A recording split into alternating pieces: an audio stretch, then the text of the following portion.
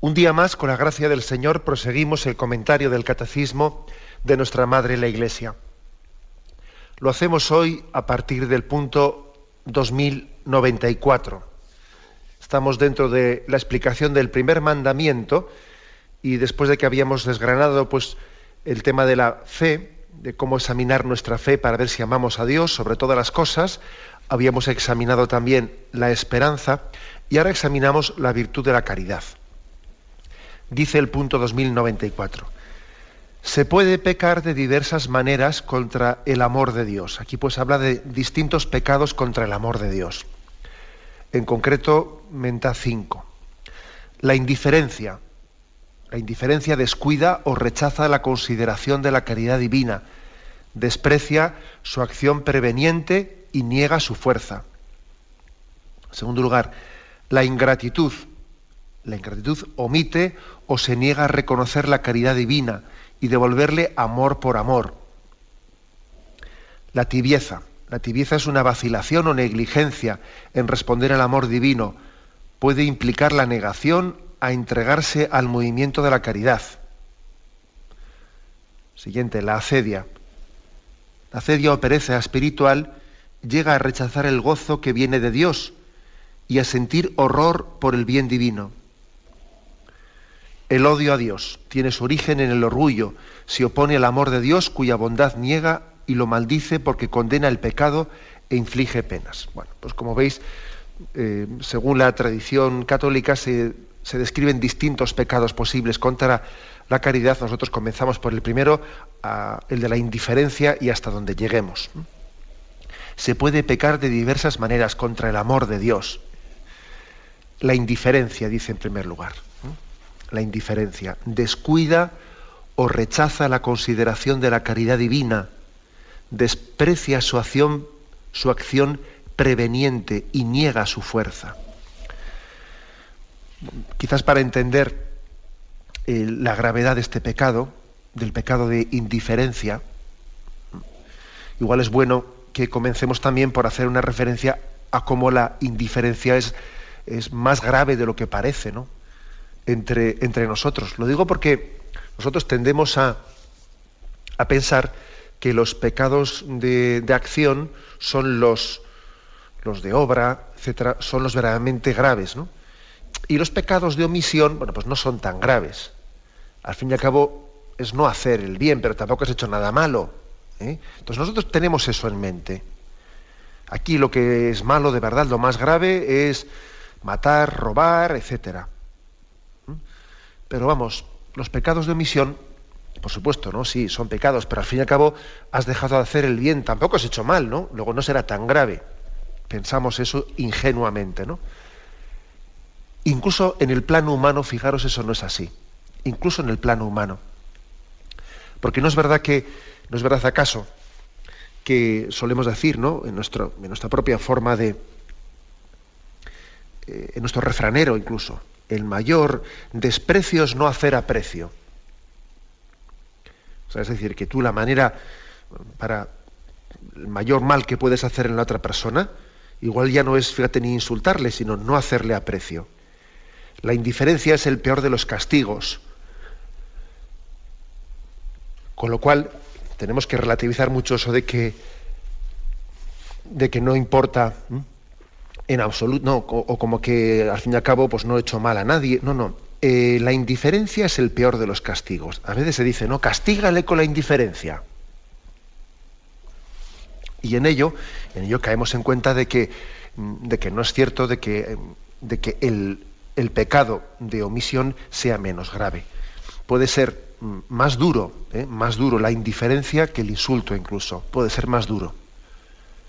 Se puede hacer más daño, puede haber más maldad en la indiferencia que en el insulto. A veces uno quisiera que una persona le dijese algo, aunque me diga cosas duras, aunque me vaya a ofender, pero que me venga, que me diga, que se tome en serio esa relación, ¿no?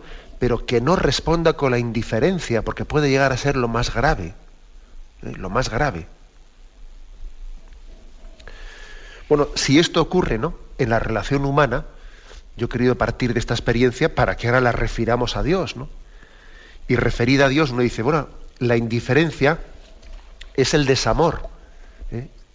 La indiferencia es el desamor, y entonces no hay cosa que más le puede doler. Pues por ejemplo a alguien pues que su marido le ha traicionado, ahora verle por ahí, oye tú, y se cruza como si no pasase nada, ¿eh? Ahora, una indiferencia que dice, sea posible, pero ¿cómo es posible que tenga esa indiferencia?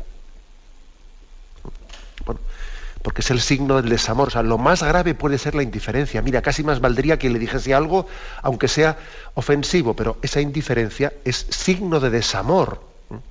Y puede ser más grave y más malévola, que incluso las palabras ofensivas.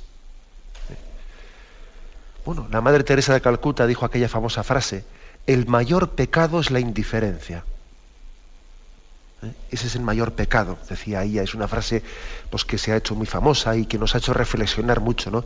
Gracias a, pues, bueno, a esa mujer llena de amor, que era la Madre Teresa de Calcuta, ¿no? Que nos hace reflexionar de que sin amor, cuando borramos el amor de nuestra vida, estamos actuando gravemente y malévolamente. Bueno, he puesto el ejemplo de las relaciones humanas para que ahora lo refiramos a Dios y nos demos cuenta de que es un pecado muy grave la indiferencia hacia Dios, la indiferencia. Igual para explicarlo me voy a servir de la parábola del sembrador, la parábola del sembrador. La tenéis en Mateo 13. Decía, una vez salió un sembrador a sembrar, y al sembrar unas semillas cayeron a lo largo del camino. Vinieron las aves y se las comieron. Otras cayeron en pedregal, donde no tenían mucha tierra, y brotaron enseguida, por no tener hondura de tierra, pero en cuanto salió el sol, se agostaron, y por no tener raíz, se secaron. Otras cayeron entre abrojos, crecieron los abrojos y las ahogaron. Otras cayeron en tierra buena, y dieron fruto, unos de 100, otros de 60, otros de 30. El que tenga oídos, que oiga. Le pedimos pues al Señor tener oídos, no para oírle, y tener el corazón abierto para entender también lo que esta palabra nos quiere iluminar, ¿no? Bueno, pues aquí hay tres lugares, hay tres formas de frustrar esa semilla de la palabra. Podríamos decir ese don del amor de Dios. El don del amor, que tiene la imagen de esa semilla que el sembrador siembra, el don del amor de Dios tiene tres formas de frustrarse. Cayendo al borde del camino, el camino lógicamente, pues la tierra está dura, o incluso hay piedra, o incluso hay asfalto, y claro, en el asfalto la semilla no va a penetrar, allí rebota, ¿no? Es la indiferencia, es el pecado de indiferencia.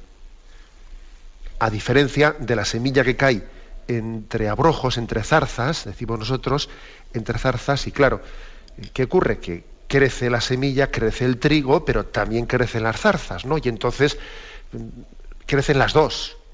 Y al principio parece que no hay problema, que hay sitio para todos, no hay sitio para el trigo y hay sitio para las zarzas, pero claro, llega un momento que las zarzas se acaban comiendo al trigo, y esta imagen nos está refiriendo a que tenemos como enemigo de nuestra vida espiritual al mundo, que uno sí quiere seguir a Dios, pero también quiere seguir al mundo. Crece el trigo, pero crecen las zarzas. Al principio parece que es compatible ser cristiano y ser mundano, pero al final el mundo, como enemigo de la vida cristiana, se acaba comiendo al trigo. ¿Quién quiere jugar a dos barajas? ¿Quién quiere poner una vela a Dios y otra vela a este mundo, no? Claro, al final la zarza se acaba comiendo. Parecía que se podía compaginar, pero al final, en vez de cristianizar el mundo, se ha mundanizado el cristianismo, y bueno, y las zarzas se comen al trigo. Es el mundo como enemigo de la vida espiritual, el mundo. La tercera semilla es la que cae en terreno pedregoso, que hay tierra, sí, pero tiene poca profundidad, tiene piedra muy cerca, o sea, no pueden las raíces profundizar mucho. Y al principio coge con fuerza, prende con fuerza. Pero claro, en cuanto que las raíces no pueden bajar más y hay sequía y entonces el sol calienta, pues enseguida enseguida se seca, ¿no?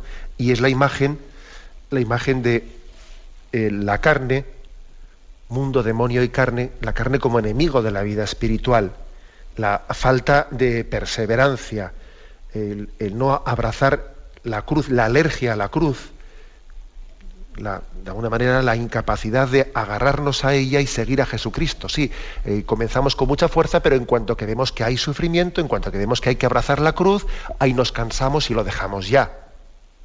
O sea, por lo tanto, lo que tradicionalmente, ¿no?, pues en la doctrina católica se decía que hay 3 enemigos de la vida espiritual, están reflejados en esta parábola del sembrador.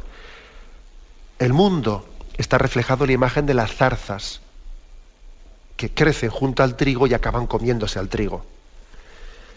La carne está reflejada en ese terreno pedregoso de poca profundidad que sí, que al principio crece parece que prende con mucha facilidad, pero en cuanto que sopla, en cuanto que el sol calienta y claro, y no tiene raíces profundas, se cansa y se seca, se seca.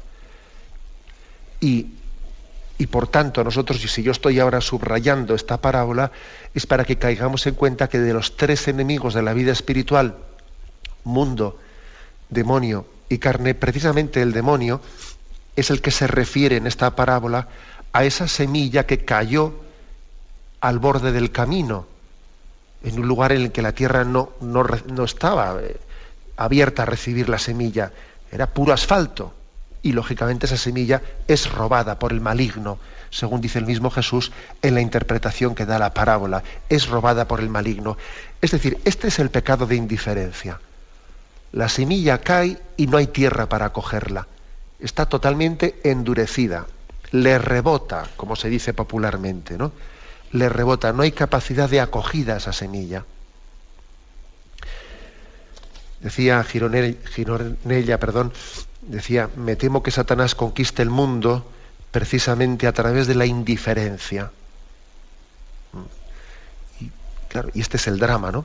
El drama de que el hombre de hoy pues puede llegar a ser indiferente ante la llamada de Dios, ante esa semilla que Dios ha puesto dentro de nosotros, que todos la tenemos, tenemos una especie de deseo de Dios, deseo de infinito. Y dice uno, bueno, pues algunos parece que no oyen eso, ¿no? Si Dios ha puesto dentro de nosotros un deseo natural de infinito, un deseo natural de felicidad, una apertura del hombre, ¿no?, a la trascendencia, algunos parecen que eso no lo tienen. No, sí que lo tienen, sí que lo tienen. Lo que pasa es que existe un pecado que se llama la indiferencia. Ojo, y también existe un pecado que se llama el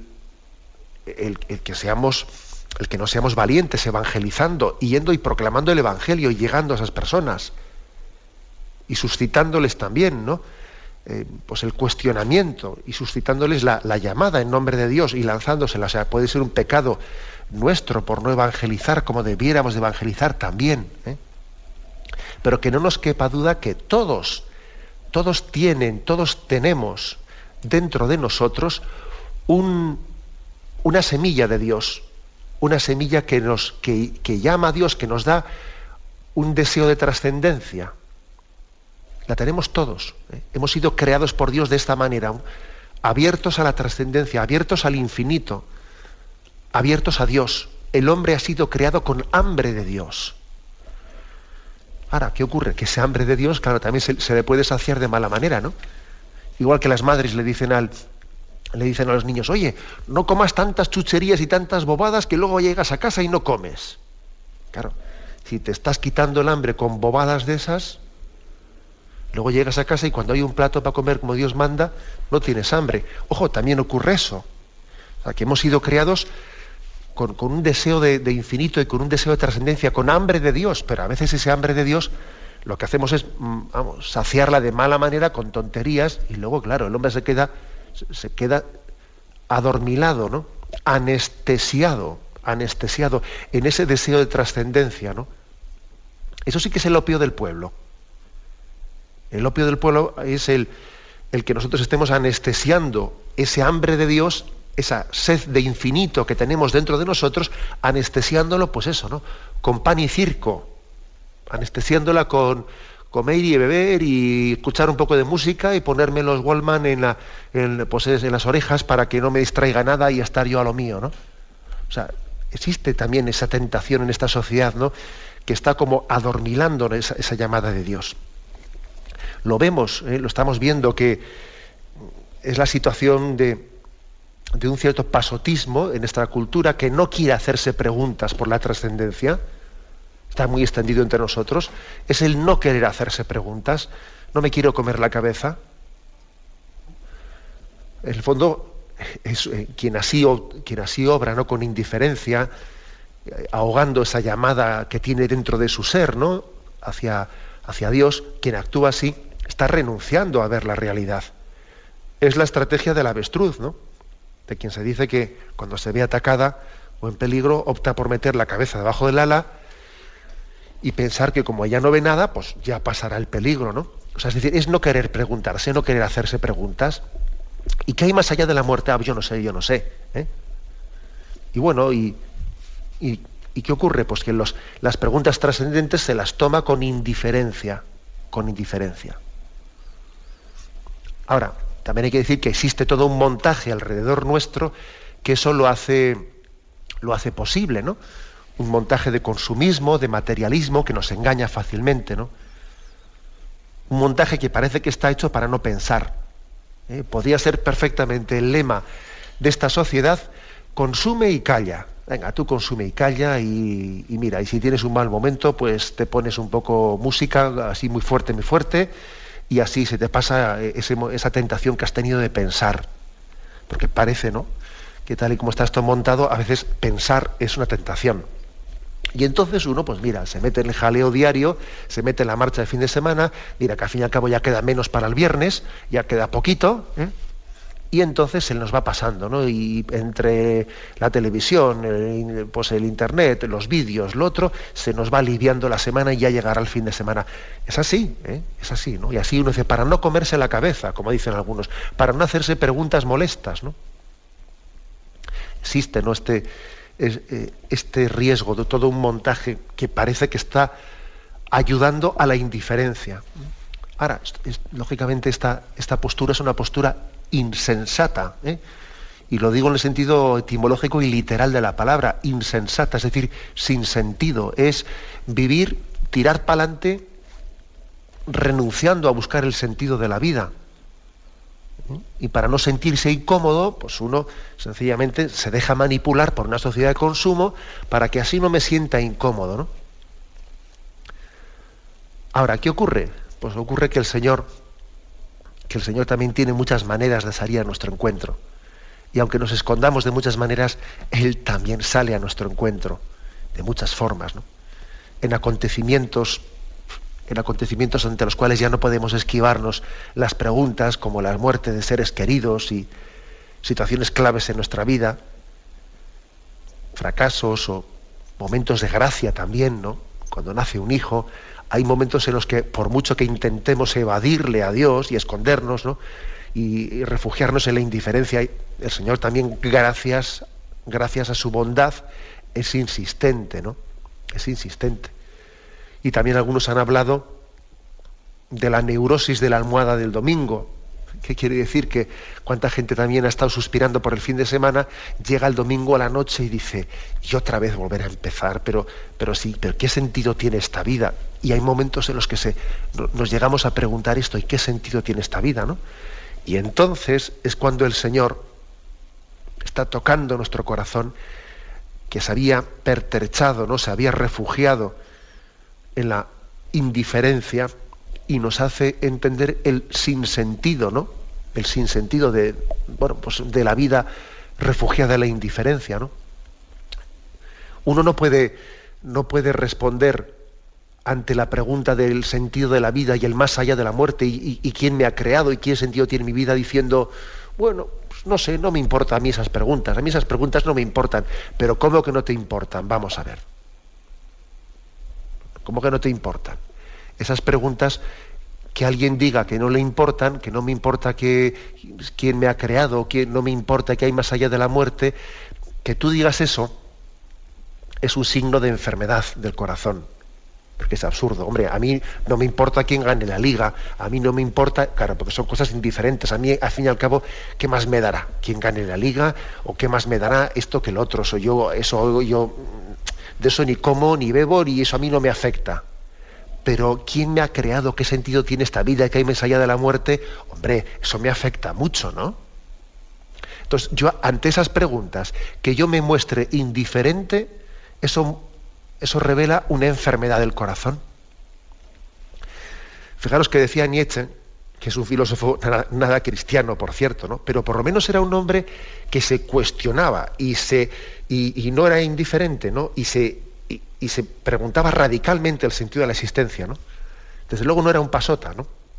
Decía este filósofo Nietzsche, decía, no deja de ser una anormalidad el tomarse normalmente los problemas anormales. Y en este juego de palabras, ¿qué quería decir él?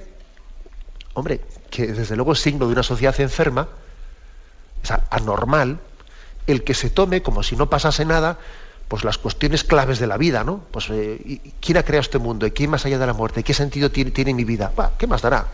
Estas preguntas no me importan mucho. Si total hay otras que me importan más, como por ejemplo, ¿a dónde vamos este fin de semana? O qué plan tienes para tal, o te van a subir el sueldo, o esas otras preguntas son las que me importan. Pero ¿cómo te pueden preocupar más estas preguntas intrascendentes que las otras?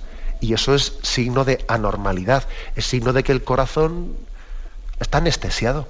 Si te preocupa más, si te van a subir el sueldo, o a dónde vamos de vacaciones, o qué plan tienes para el sábado a la noche, si te preocupa más eso, ¿qué sentido tiene tu vida? ¿Quién te ha creado? ¿Y qué hay más allá de la muerte?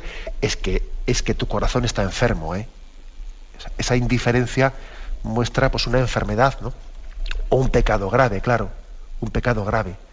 Por eso esa frase de Nietzsche no deja de ser una anormalidad. El que nos tomemos normalmente los problemas anormales, pues es una reflexión importante, ¿no? Para tomarnos en serio, ¿no?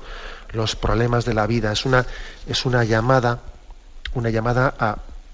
a tener pasión por la verdad. Ojo, pasión por la verdad. O sea, que solamente la vida no podemos vivirla felizmente de espaldas a la realidad. Hay que vivirla en toda su pasión. A eso se refiere, ¿no? Por lo tanto, este pecado de la indiferencia, esa semilla que cayó al borde del camino y que rebotó. Y vino el maligno, dice Jesús en ese capítulo 13 de San Mateo. Vino el maligno y se llevó la semilla. Por lo tanto, el maligno, el demonio, tiene como pecado, yo diría, que más está influyendo, ¿no? Para que ahonde nuestra cultura, la cultura de todos los tiempos, la indiferencia. Es el pecado en el que actúa Satanás de una manera más en directo. Así como los pecados de la carne y los pecados del mundo, bueno, Satanás, vamos, claro que también él influye en ellos, pero él actúa en diferido, a través de la debilidad de la carne, a través de la mundanidad, ¿no? Pero en la indiferencia él actúa en directo, suscitando indiferencia ante el amor de Dios. Bien, tenemos un momento de reflexión y continuaremos.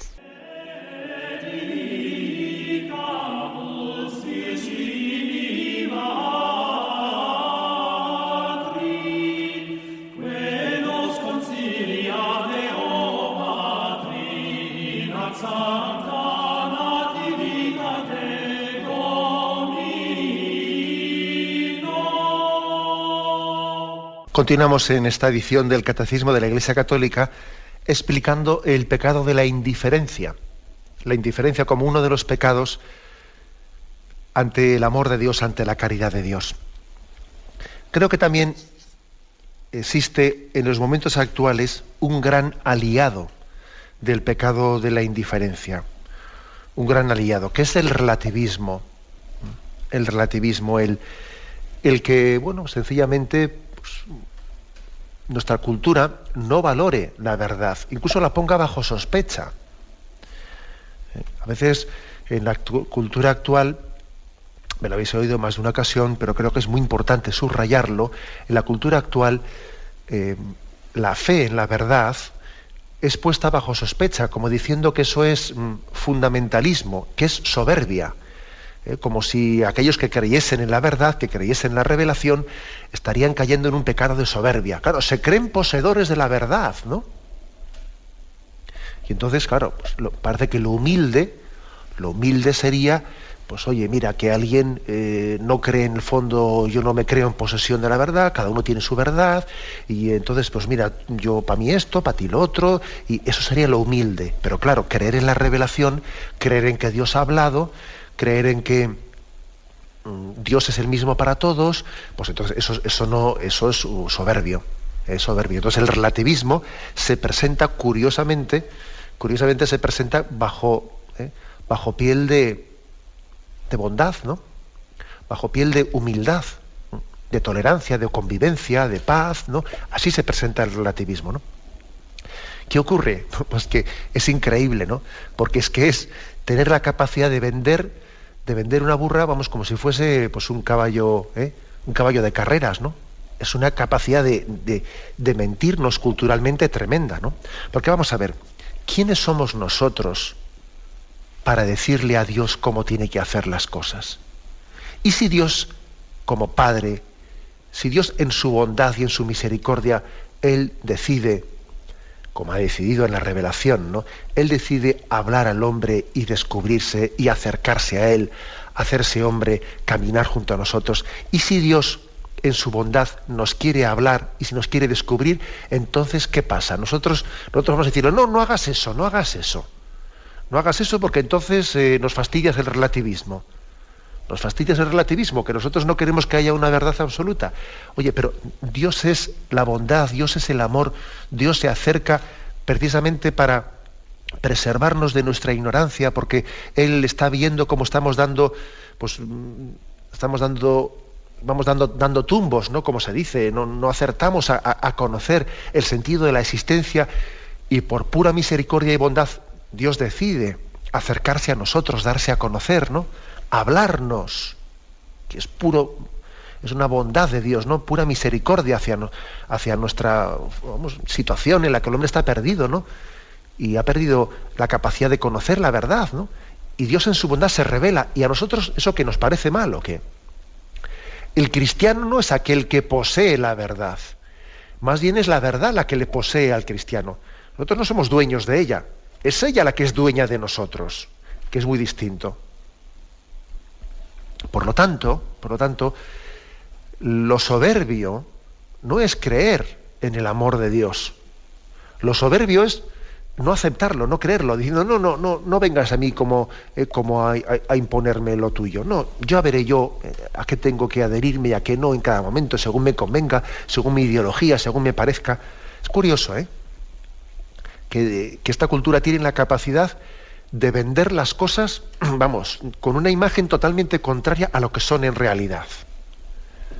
Lo auténticamente soberbio es el relativismo, que quiere hacer una verdad a nuestra medida, y entonces nos molesta que Dios sea tan bondadoso que se revele y se nos descubra y se nos hable. ¿Por qué? Porque entonces, claro, si Dios se ha hablado y se ha descubierto, entonces yo tengo que amoldar mi vida y mi pensamiento a la revelación de Dios. Y eso ya les molesta, fíjate tú. Y entonces la auténtica soberbia es el relativismo, ¿no? Y la auténtica humildad es el abrirse al amor de Dios que se revela, y uno dice, bendito sea Dios que ha tenido misericordia de mí, de nosotros, y se nos ha revelado, ¿no? Entonces lo humilde es adherirse a esa revelación. Yo no me creo en posesión de la verdad, no, es la verdad la que por misericordia ha venido a nosotros y nos ha poseído, nos ha hecho hijos suyos. Por eso digo que un aliado muy grande, ¿no?, de nuestros tiempos, un aliado muy grande de la indiferencia es el relativismo. Es el relativismo. Bien, pues doy un par de citas, ¿no?, de un conocido filósofo español, Alejandro Llano, que explica esto un poco en profundidad, y yo creo que es bueno, ¿no?, que insistamos en esto. Decía antes, para entender lo que voy a decir, que todos hemos sido creados con una llamada a Dios. O sea, el hombre es religioso por naturaleza.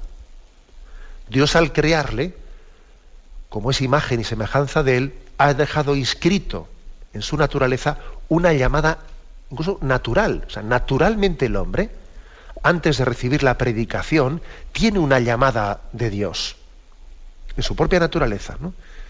El hombre es religioso por naturaleza, porque al ser creado ya Dios ha dejado impresa en su naturaleza esa huella divina. Bien, eso que decía yo antes, que alguno dirá, sí, pues a algunos no se les nota. Bueno, pues aunque no se les nota, que no os quepa duda que esa llamada a Dios, esa apertura a la trascendencia, la tenemos todos, todos. Hasta el que se confiesa ateo redomado, la tiene. Tendrá muchos errores, la tendrá ahogada, la tendrá secuestrada, la tendrá yo qué sé qué, pero la tenemos todos, ¿no? Bueno, pues entonces, partiendo de ese aspecto básico, hay que decir que el hombre, decía Alejandro Ollano, el hombre es libre a causa de la aspiración que lleva inscrita en la profundidad de su espíritu y que le conduce a Dios. Lo digo porque, claro, nosotros a veces entendemos por libertad, tenemos una gran equivocación, que es casi, nos parece que libertad es indiferencia, es una cosa o libertad es elegir entre una cosa y su contraria. No, libertad es, dice él, es la propia aspiración que tiene el hombre de verdad y de bien. Es la apertura que tiene el hombre en su interior. El hombre es libre no a pesar de esa inclinación, como si esa inclinación le quitase la libertad. No, el hombre es libre a causa de esa inclinación, gracias a ella. La libertad no se define por la indiferencia entre el bien y el mal, sino por la atracción ejercida por el bien. Eso es lo que nos hace libres, que el bien nos atrae, que Dios ha puesto en nuestra naturaleza una llamada al bien y a la verdad, y entonces somos atraídos por ella. Eso nos hace libres. Y nosotros tendemos a pensar ingenuamente que libertad es, pues, poder elegir indiferencia ante el bien y el mal. No, eso no es libertad, eso es la perversión de la libertad. Cuando uno es indiferente ante el bien y el mal y se siente igualmente atraído por el mal como por el bien, o incluso más atraído por el mal que por el bien, eso es la libertad enferma. La libertad enferma. Hay, pues, digamos, dos conceptos de libertad. Un concepto de libertad que no es tan, digamos, que no está tan entroncado con la tradición cristiana, que es sencillamente una pura elección. Elegir entre dos cosas. Mire, la elección entre dos cosas, pues para eso no hace falta ser muy sabio, ¿no? Eso es sencillamente la capacidad, pues de opción de la persona. Claro que existe. La prueba es que existe el pecado. Pero ese es un concepto muy superficial de libertad. La libertad, en el concepto agustiniano del término, San Agustín la definía como la capacidad que el hombre tiene para el bien.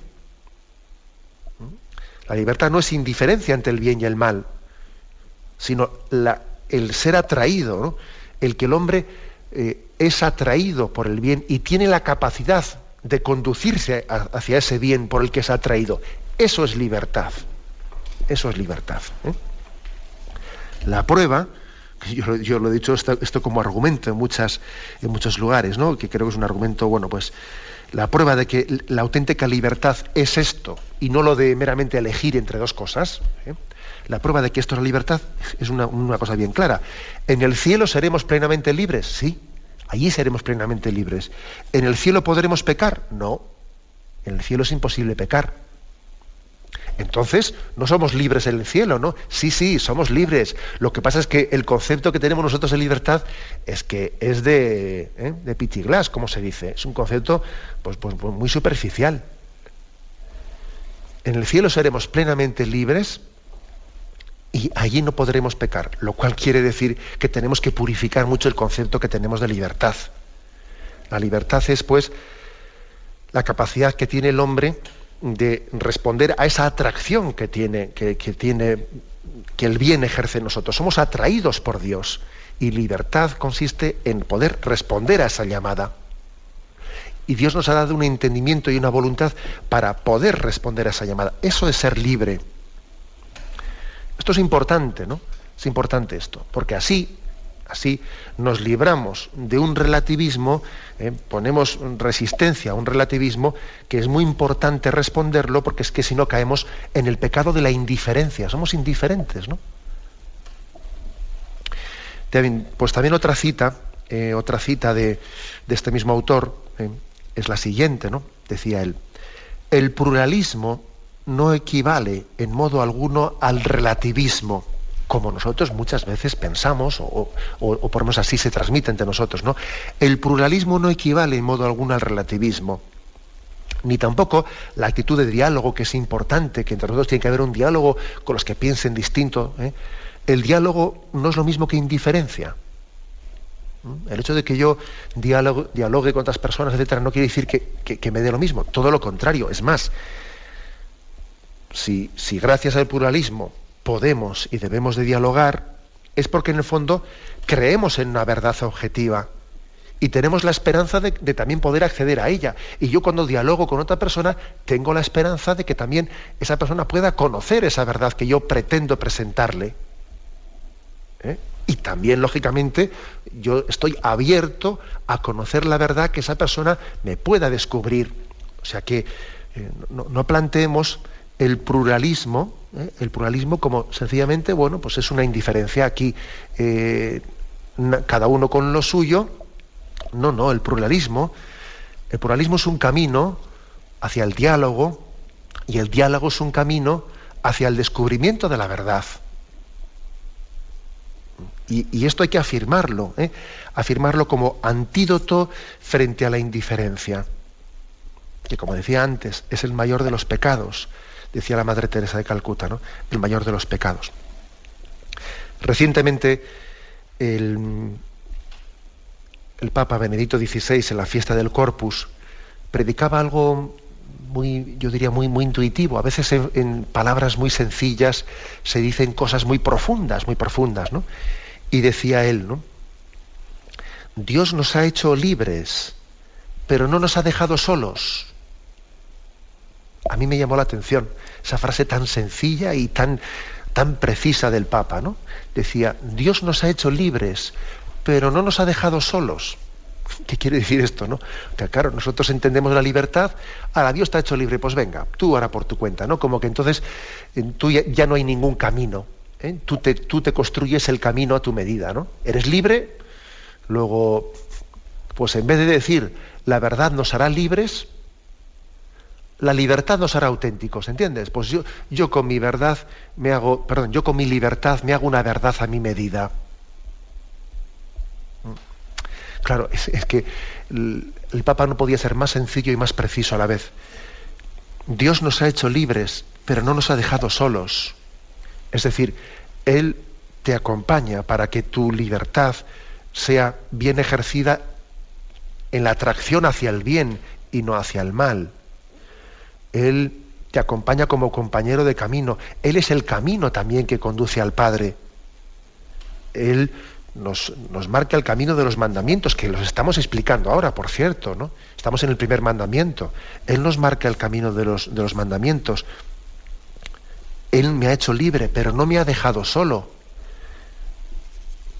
Y eso es importante. ¿Qué quiere decir? Que la libertad sin la verdad pues se pervierte. La libertad sin la adhesión a la verdad y sin la atracción hacia el bien, pues la libertad ha terminado sus días, ¿no? Pierde la vocación para la que ha sido creada. La libertad se autodestruye cuando no es ejercida en la respuesta al bien y a la verdad de Dios. Se autodestruye, es la perversión de sí misma. Bueno, pues me quedo con esta palabra del Papa. Dios nos ha hecho libres, pero no nos ha dejado solos. Por eso nosotros tenemos que rechazar, ¿no? La tentación de la indiferencia. Dios es amor. Dios es amor, y nuestra libertad tiene que responder a ese amor. Estamos llamados a amar al que nos amó. Estamos llamados a confesar a quien es el autor de la verdad. No podemos ser indiferentes ante las cuestiones determinantes y trascendentes de la vida. No podemos ser indiferentes. Sería un pecado muy grave. Sería un pecado muy grave el que el hombre que ha sido creado a imagen y semejanza de Dios luego se mostrase indiferente ante él, ¿no? Parafraseando un poco lo que decía yo antes de que la indiferencia es el peor de los castigos, o el mayor desprecio es no hacer aprecio, también hacia Dios, posiblemente a Dios, le ofenda más la indiferencia que la blasfemia. No sé si lo hemos pensado alguna vez, pero puede ser así, ¿no? Si el refrán dice, el mayor desprecio es no hacer aprecio, a Dios le puede ofender más la indiferencia que la blasfemia. Cuando esa indiferencia pues es un rechazo de la apertura a Dios, ¿no? Igual que nosotros decimos, castígale con la indiferencia, pasa de él totalmente. Bueno, apliquemos eso a Dios. A Dios le puede doler más nuestra indiferencia que nuestra rebeldía. Cuando Job se rebelaba delante de Yahvé y se quejaba y le decía, y maldito el día que me creaste, si ojalá hubiese muerto cuando nací, y tenía esa auténtica rebelión, y Job estaba pues auténticamente quemado, ¿no? Pero fíjate una cosa, pero Job estaba rebelde, pero estaba hablando con Dios, ¿sabes? Se estaba desahogando con él, le estaba reprochando a Dios, no era indiferente Job cuando tenía aquel rebote tan grande, ¿no? Y decía burradas, y maldito el día en que me creaste, pero en esa rebelión no era indiferente. Y aunque sus palabras pues eran muy atrevidas y luego fue reprendido, ojo, es mucho peor que eso, muchísimo peor que eso, nuestra indiferencia. Es mejor ser rebelde que indiferente, dicho así a las claras, ¿no? Porque ante el amor, lo peor es la indiferencia, porque la indiferencia es el desamor, ¿eh? Por eso tenemos que pedir mucho la gracia, ¿no? De no caer en este pecado de indiferencia, y rogar por nuestros hermanos que aparentemente son indiferentes, ¿no? Que uno dice, pero bueno, si yo conozco a tal y a cual y él pasa de estas cosas, bueno, tú vete a saber en el interior de esa persona qué es lo que está teniendo lugar y qué es lo que está aconteciendo. Vamos a pedir también que nuestro amor apasionado sea un buen testimonio ante tantas personas indiferentes, ¿no? Que puede haber en nuestra vida. Primero, que nosotros no lo seamos, y que nuestro amor apasionado sea un testimonio importante para sanar de la indiferencia a tantos hermanos. Lo dejamos aquí y vamos a dar paso a la intervención de los oyentes. Podéis llamar para formular vuestras preguntas al teléfono 917-107-700. 917-107-700.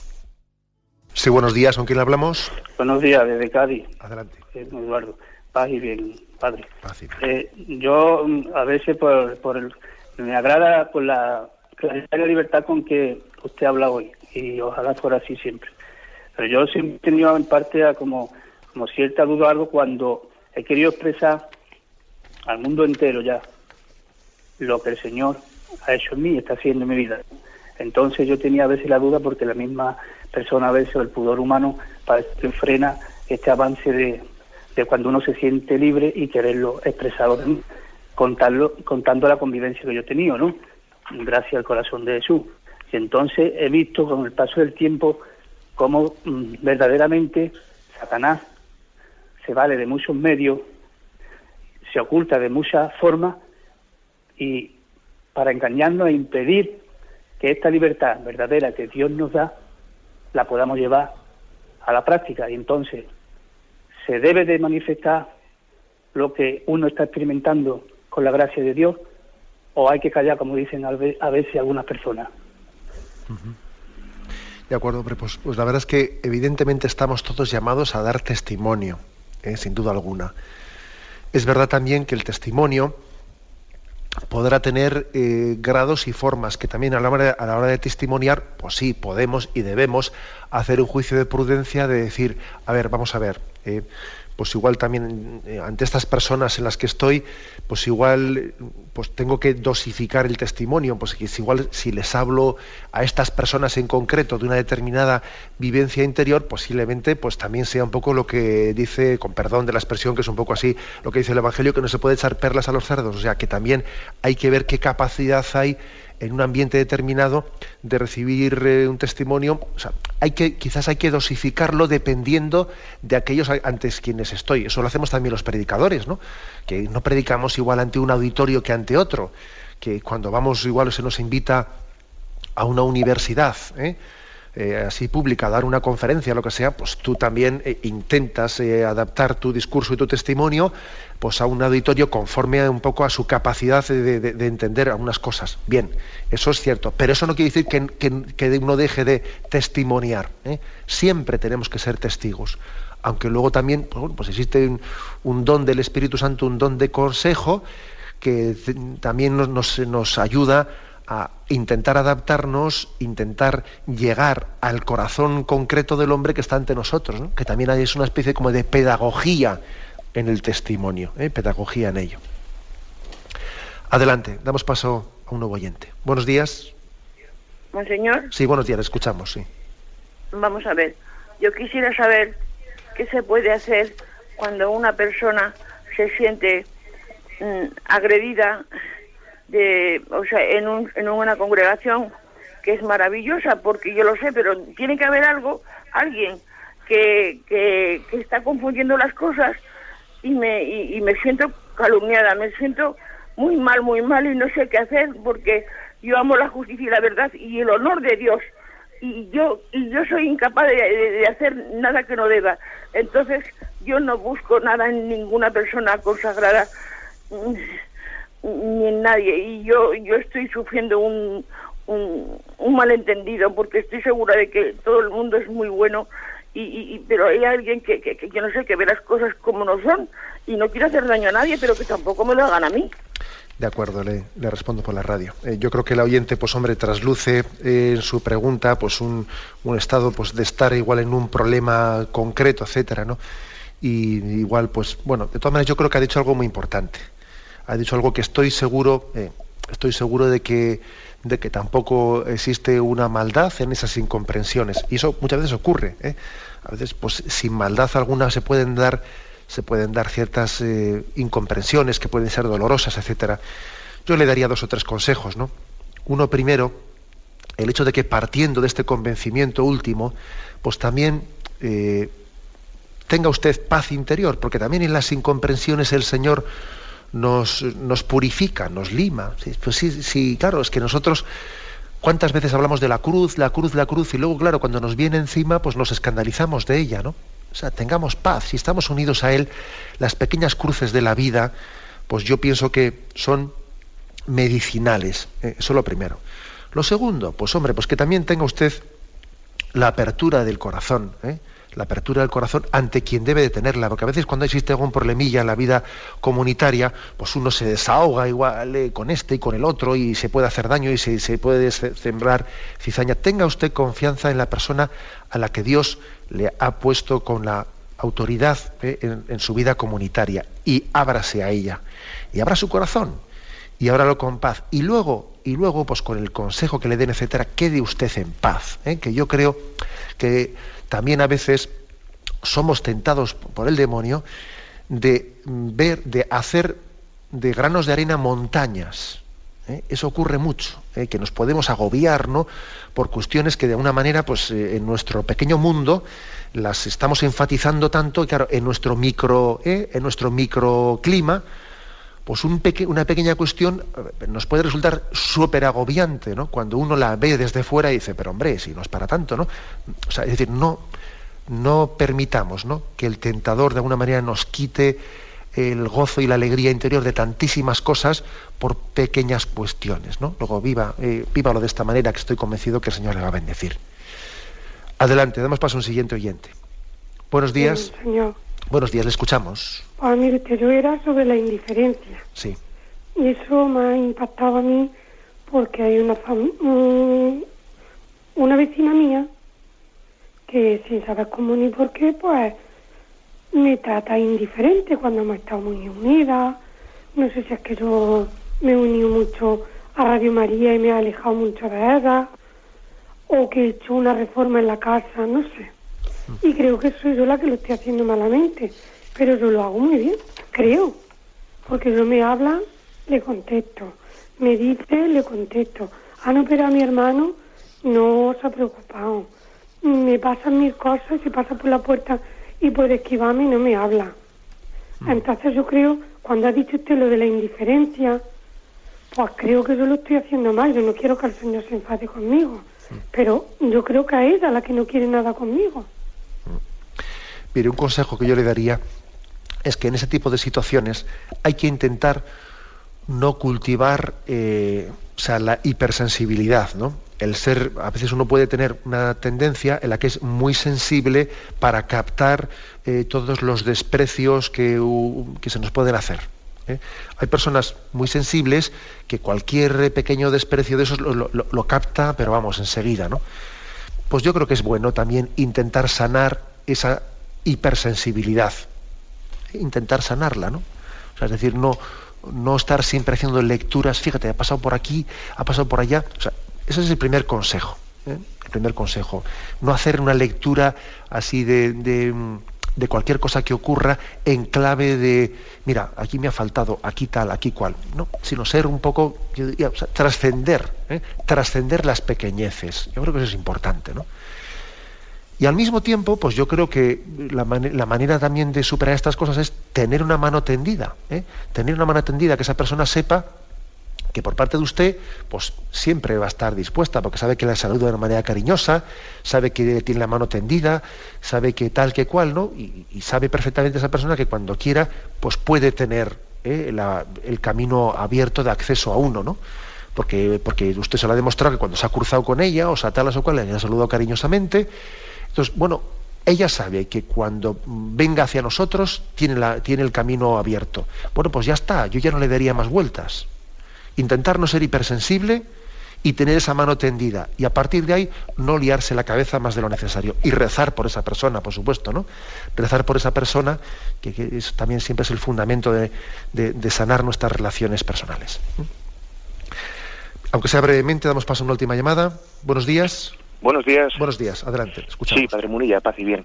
Paz. Sí, Sergio de León, muy rápidamente. ¿Podríamos concretar, es que queda muy poco tiempo para que pasen al siguiente programa, diciendo, no sé, esperar la ocasión de cara a todas estas personas con las que, bueno, pues que no reconocen al Señor, ¿no? Y a la Bella Señora, etcétera, etcétera, ¿no? Esperar la ocasión y desechar minucias por...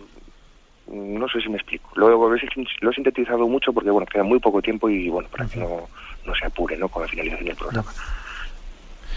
Bien, de acuerdo, le digo una palabra. La verdad es que es cierto que igual el oyente tendría más deseo de expresar y ante la brevedad no lo ha hecho, ¿no? Es verdad que hay que esperar, que las personas tienen un momento, es un momento de gracia y esa hora de Dios llega cuando llega, el día de su conversión, el día de su apertura interior. Hay que estar esperando esa hora de Dios. Pero también es verdad que nosotros, para que cuando esa hora de Dios llegue, pues podamos ser instrumento suyo, mientras tanto hay que estar cerca, ¿no? Entonces yo creo que también hay que estar cerca de las personas, cerca de ellas, atentas a ese momento de gracia, ¿no? A ese momento de gracia. Pues es una cercanía que no tendrá que ser agobiante, porque si es agobiante, pues esa persona nos va a rechazar y tendrá que ser sencilla, discreta, pero al mismo tiempo constante y perseverante, ¿no? Para que, llegado el momento, el Señor, cuando a esa persona le toca su corazón, pues también pueda servirse, ¿no?, de cualquiera de nosotros, como instrumento también de que nuestros hermanos conozcan la bondad de Dios, ¿no? Me despido con la bendición de Dios Todopoderoso, Padre, Hijo y Espíritu Santo, descienda sobre vosotros. Alabado sea Jesucristo.